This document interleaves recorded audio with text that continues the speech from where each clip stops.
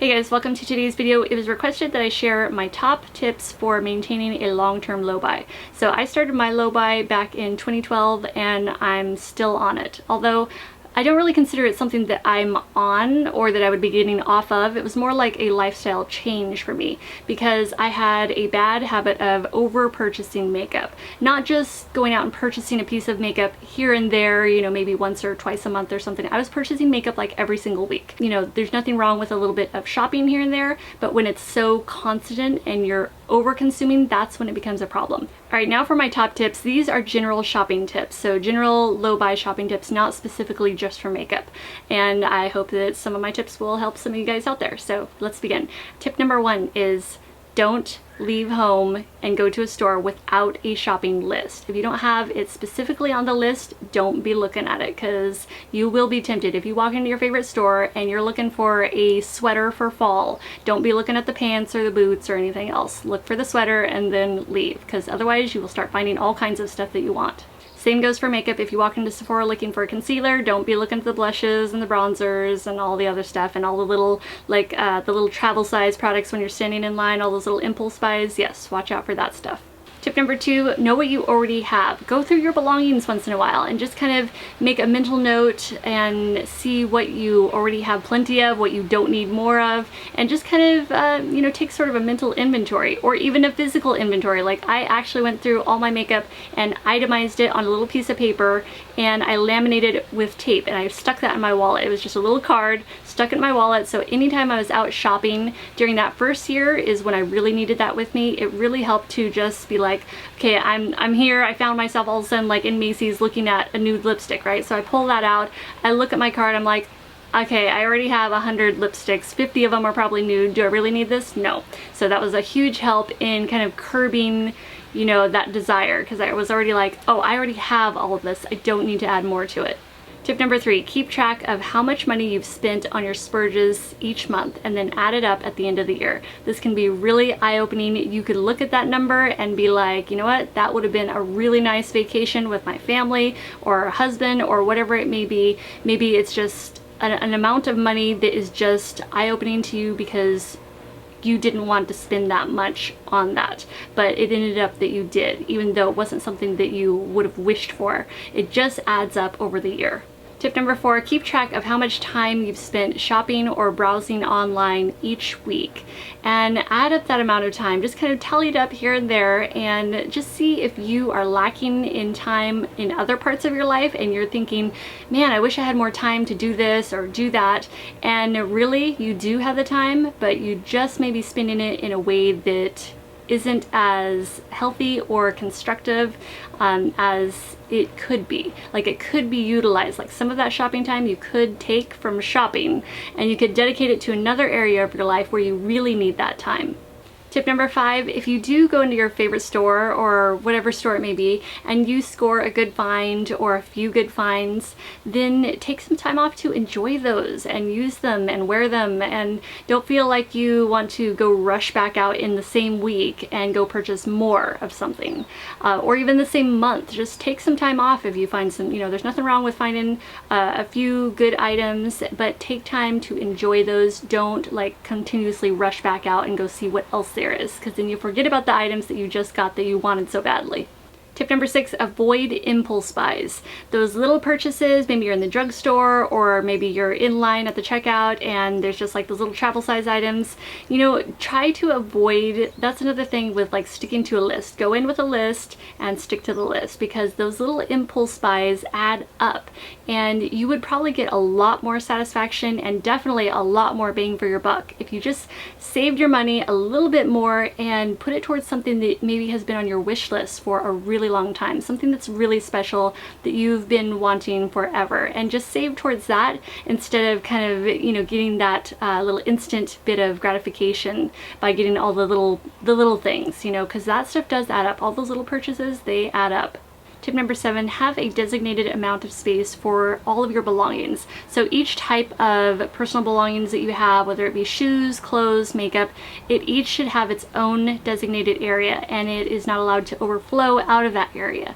So number one, this is gonna make your life way more easier when it comes to cleaning and organizing and being able to find things, because you will always have a place for everything. Because if something doesn't have a place, then it ends up in like piles on the floor, or piles stacked on a chair, or on surfaces, tables, whatever. Everything needs to have its own space, so you're able to put it away, so it's able to stay organized and you're able to have easy access to it. And two, visual cues are going to help keep you on track and balanced. So get your things organized how you want them, in the space you want, and then don't let them overflow. You can keep track of them and visually see really easily if everything is, you know, how it should be and not kind of getting maxed out on space. So if your makeup drawer is starting to get full, then that's a visual cue to you to know that, hey, I can slow down a little bit on the makeup and just focus on using what I already have. Or if your closet is stuffed full of clothes and things are getting crammed everywhere, or your dresser, then that's a visual cue for you to slow down on purchasing the clothing. Tip number 8, empty space should not equal I've got room to grow. Instead, associate empty space with I've got room to breathe, I've got room to be clutter-free, I've got room to relax, or I've got room to organize or keep things organized instead of crammed together. So think of it more like that, because I've heard that a lot, especially on YouTube. I've got room to grow. A little bit of open, empty space is good. It's relaxing, it's calming to you, and just feeling more simplified is de-stressing to you. And it's a good thing to not feel that stress, because you are visually stimulated when you see things. So when you see a lot of things around, sometimes that can be overly stressful. And some of us need to just have some more empty space around us to be able to feel not so claustrophobic almost. Tip number 9, organize your room or your closet like a boutique, not a bomb shelter. You do not need to stockpile 40 years of nail polish and everything else that you can't live without. Take inspiration from your favorite boutique and see kind of how they organize and merchandise some of their items.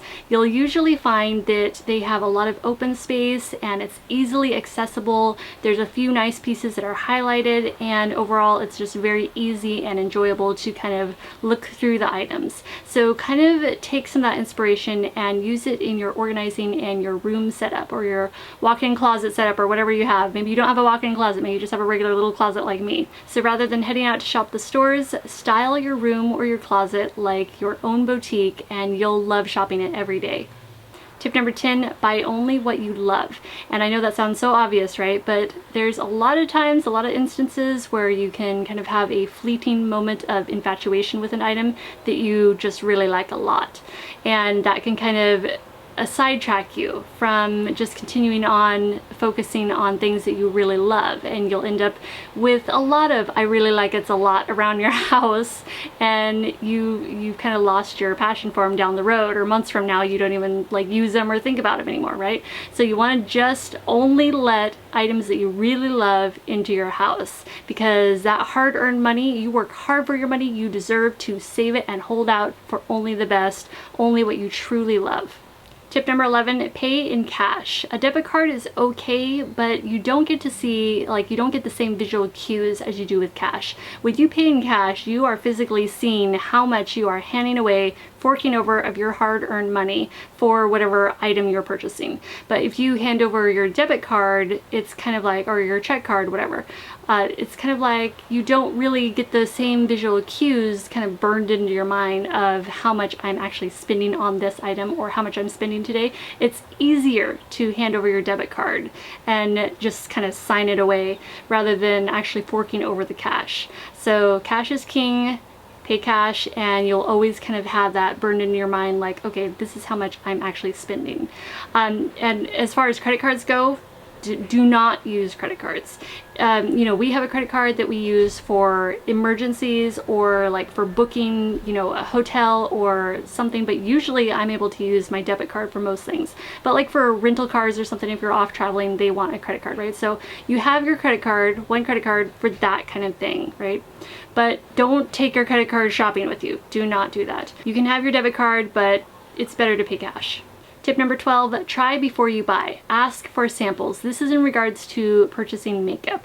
If you are interested in something, ask for a sample. Don't be afraid to, don't be embarrassed to. They want to give you samples because they would rather give you samples, several samples, than have you, you know, buy a full-size product and then go and return it. Tip number 13, be okay with admiring something in a store or on someone else. Be okay with admiring and appreciating that, but not purchasing it. Like, be okay with walking out of the store without purchasing something that you admired or, you know, you really like the look of or something, or you saw someone else with something and you admired them and how they looked in it, but be okay with not having to go obtain that yourself. Like, you can appreciate without having to purchase it yourself. Tip number 14, buy only what you actually wear. So many times I used to go purchase clothes when I was younger, like I was like way before YouTube, I was like in my young 20s, and I would kind of purchase clothes that I thought I might wear, they might come in handy, they were really cute. I wouldn't wear them like on a daily basis or anything, but I thought for maybe some special occasions, some special unplanned occasion, they would come in handy. I never would end up wearing those kind of clothes. They would sit in my closet, and that was basically the extent of daylight that they would get to see. So that is something that I like to do, is think, you know, before I buy it, am I going to wear this tomorrow? Is this something that I'm going to wear on a regular basis? Not will you use it, how often will you use it? That is the question. Tip number 15, focus on balance in all areas of your life rather than restriction. That's where I kept messing up when I was trying to slow down on purchasing makeup before I actually was able to change. I had tried to do several like no buys, like little short-term no buys, and it felt like almost like a punishment for me, and I felt like I couldn't wait to get off of the no buy so I could go out and purchase makeup, which was so not the goal. So instead I had to change the way I was thinking, and I focused on, instead of restricting myself, I just focused on changing for the long term and not necessarily doing a no buy, but a low buy I found to work better for me. So starting a long-term low buy can sometimes be a better solution than the short-term no buys, because you never feel like you're punished. You never feel like you can't wait to get off this, or you can't wait for it to get over with so you can go out and do what you really want to do.